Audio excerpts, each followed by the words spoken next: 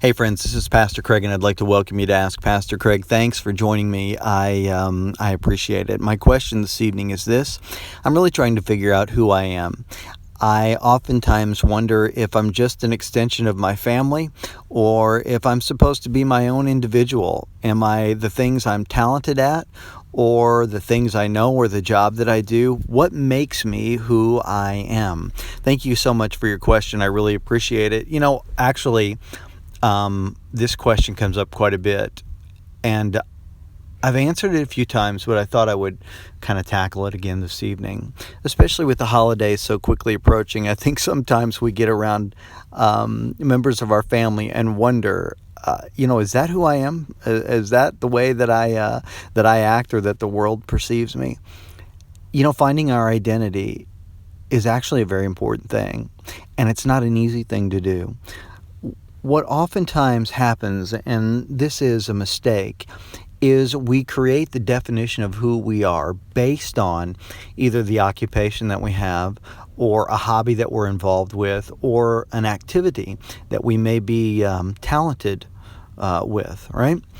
Now, the problem is that when we define ourselves by the things that we do or the occupation that we hold, when those circumstances change and we're no longer able to perform that activity at a peak level, or we lose the job, or for whatever reason circumstances change, many find themselves having an identity crisis because they're no longer able to identify themselves with the thing that they once did.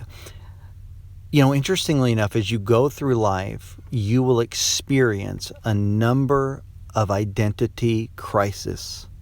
As you go through, you'll identify yourself with particular events, occupations, or talents, and those events and occupations and talents will change as life goes by. So, what's the most secure platform? What's the best definition of who we are? An identity that can last us our whole life long, regardless of changes in circumstances, occupations, or abilities. The Bible's pretty clear that we need to identify ourselves with Christ. I am who I am in Christ.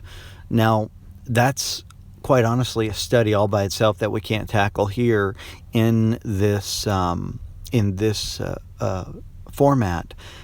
But I really want to encourage you to begin to identify yourself through Christ. The Apostle Paul said that he had died, and the life that he now lives, he lives in Christ, right? And so he was saying, I'm identified through who I am in Christ. I'm identified by who Jesus is in me. And I want to encourage you to dive into that. Make that a personal exploration of yourself. Begin to identify yourself through who Christ says you are and who you are in Christ. I know that's a little vague, but it's a great place for you to start a real study on who God says you are and who you are in Him. God bless you. Thank you so much for listening, and Merry Christmas.